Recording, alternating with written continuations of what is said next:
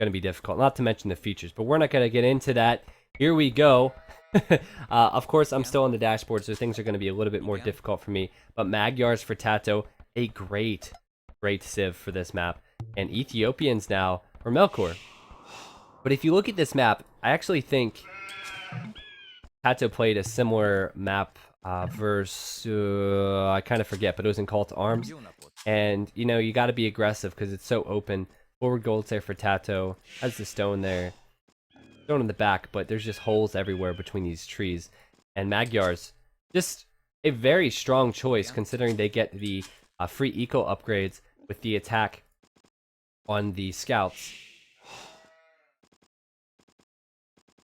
Now the civs on the dashboard are going to say wood in name, but I've already addressed the civs. Ethiopians for Melkor, and then Magyars for Tato.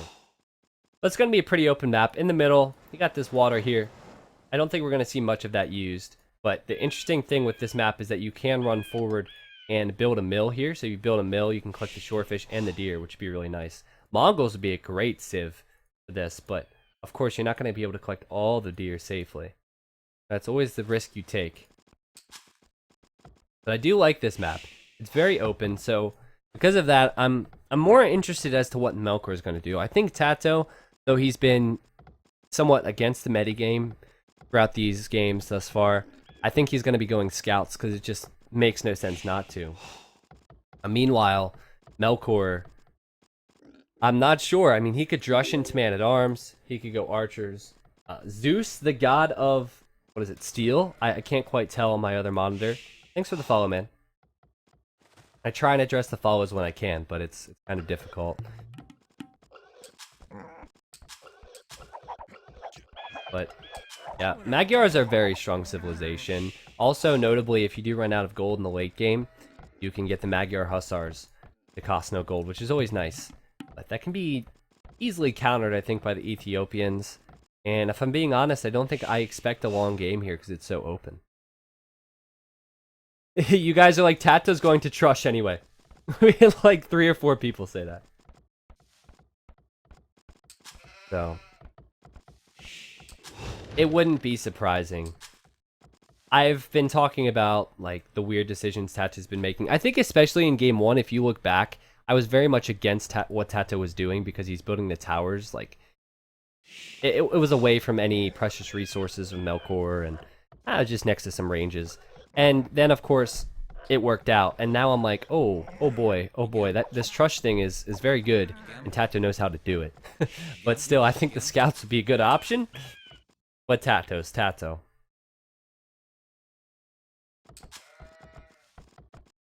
Now, in between games, I don't know what I'm gonna send to YouTube or not. I don't know if I'll have the in between game chat, but so I'll tell you now. Melkor was. He was upset that the towers are so strong, but back to my point, which I've said time and time again, Melkor can do it too. So he can't really complain. But I'm sure it is disappointing to lose like that. Like last game, he was up 42 villagers or something ridiculous, and he still lost. Had to hit the Imperial Age before him. Just like, very disappointing. Now, what is this from Melkor? Is he going to run out here and build that mill I was talking about? I think he might. But also this villager is running right past, and he might do a forward drush or something here. That'd be pretty interesting. If you send a couple forward villagers here to collect from the deer and the shorefish, and then also build a barracks, that'd be pretty strong. I'll go to Tato's point of view and see what he's able to see, because he's probably close to clicking up. Remember, I don't get the researches with the dashboard, so I have to see what he does. He's, yeah, definitely going for the click after loom. But he's running away in this other deer, so he's not going to see this. But the issue with Melkor's decision here is that it's going to take a bit of time. And if he goes with the... I'm not sure what his scouting is like, but if he goes with the drush, it's going to have to go around the town center. And you know, that's going to take him a little bit of time, get that drush rolling, but also to find the crucial resources. But there's the mill. And that's a very, very nice idea with the shorefish there, the deer. But Tato's probably going to spot this. Yeah, there you go. He spotted it now. He knows what's up. But 6 villagers here. And Tato's probably thinking, man, this guy is probably not committing to an early feudal age attack because he sent so many villagers forward. But I think Melkor's on the way up, and he is building the militia, and Tato spotted this now. Tato spotted this. Well done.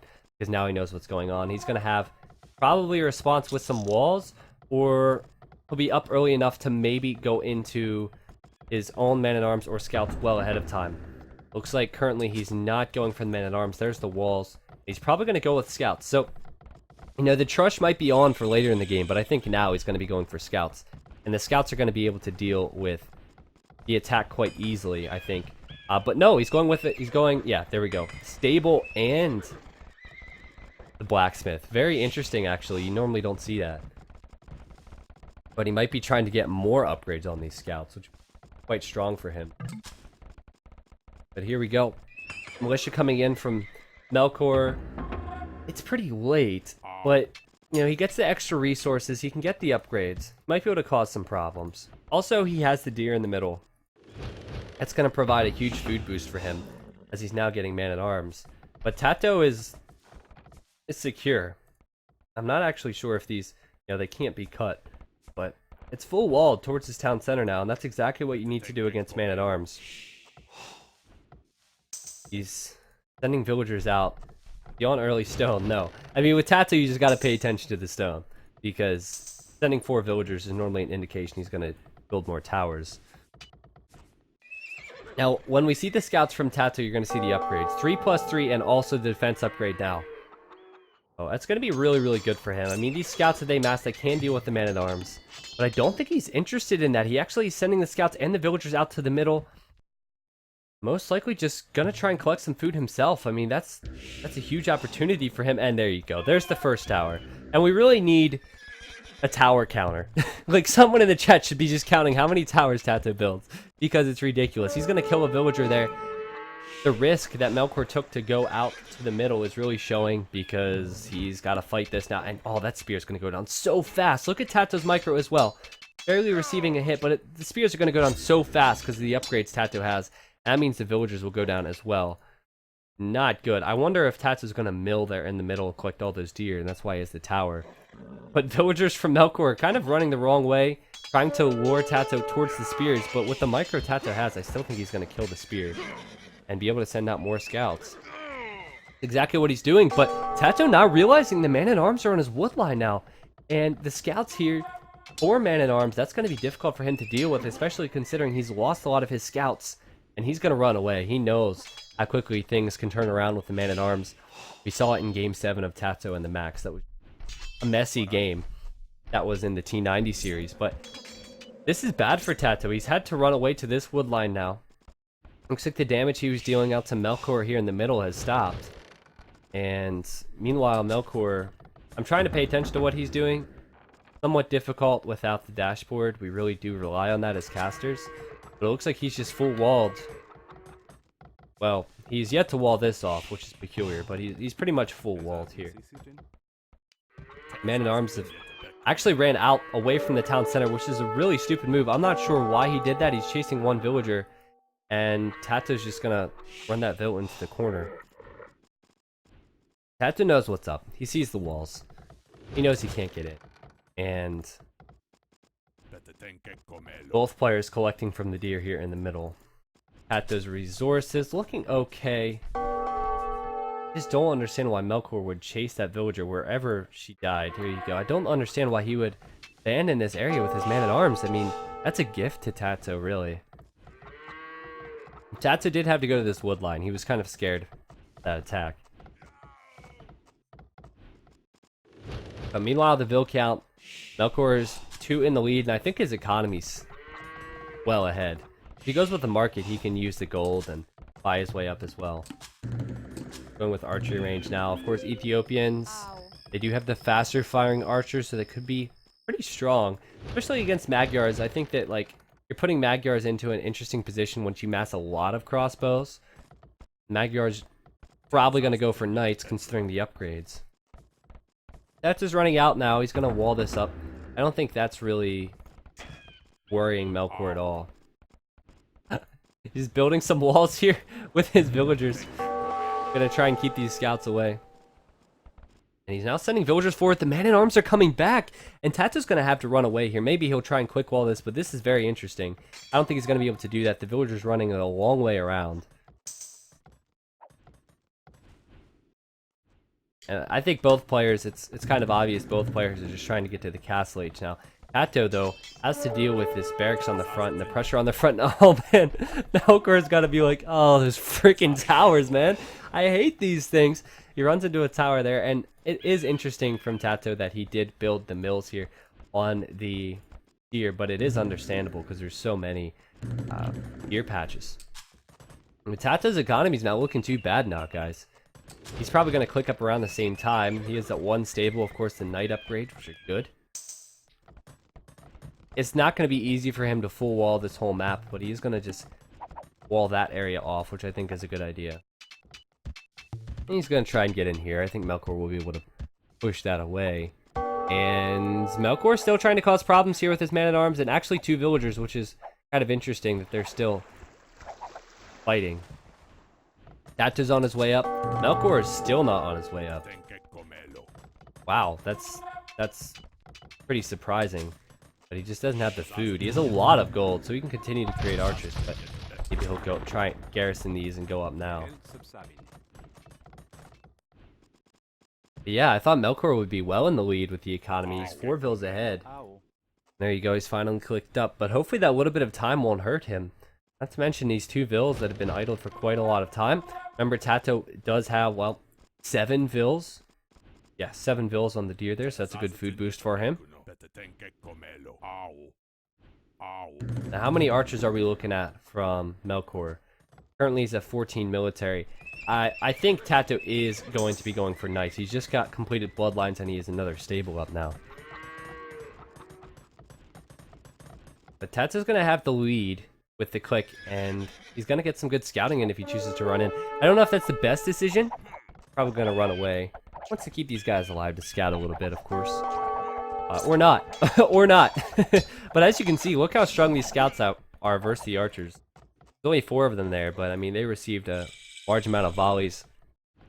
I actually see units here running in. Archers, I'm not sure how they got in, to be honest. Archers and the man-at-arms. And what? Melkor, I think the 2 villagers, or a couple of the villagers from there, have run in to build a tower. And if this isn't revenge, I don't know what is. This is really nice tower. Like, he just ran in. Nobody saw it. Tato didn't see it. And he's building a tower on the 2 main golds of Tato. That is a fantastic decision. Chasing these units down. But that is clutch. That is so clutch that he was able to do that. And now Tato's going to go for his counter tower. Melkor really should garrison there. But Ethiopians getting the free pikeman upgrade, it's going to be big against any knights that Tato chooses to send out. And I think this tower will eventually go down from Melkor, but it really is going to pay off for him. He's going to delay the gold income from Tato. I don't think he's on any other golds. Might not have even seen that one. But the crossbows are going to come in. They're going to focus down these knights. I guess the question is the tower going to stay up? Because there's only 2 villagers inside. The amount of crossbows here from Melkor and the pikemen, I think he's going to be able to keep this up. But he's not going to go for the repair. I think he should definitely go for another tower, though. Get a little bit of revenge, but also it's going to be, I think, really helpful to just keep a tower in this area.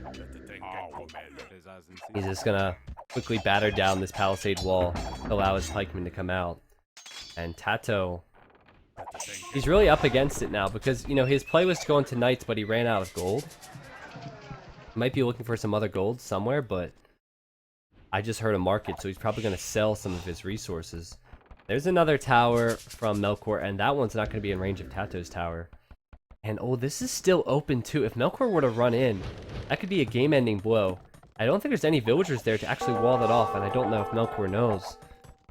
But if he continues to go this way, he can run right in, because Tato opened that up earlier. There's how many knights? 5 knights from Tato. He is, of course, the +2 attack, but he doesn't have the defense upgrade.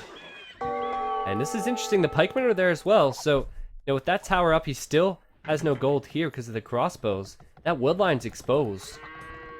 It goes to this one, it's kind of exposed as well. And this is going to be a really good fight. I mean, with the faster firing archers, really good fight for Melkor. Tato is not in a good position. I don't see him pushing this back right now. He doesn't have any siege workshops that I can see. He doesn't have many knights.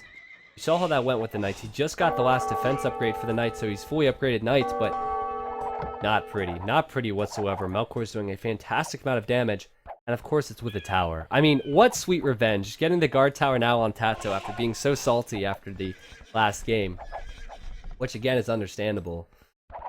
Well played from Melkor. And the free pikeman upgrade. We're talking about overpowered. The free pikeman upgrade is so overpowered.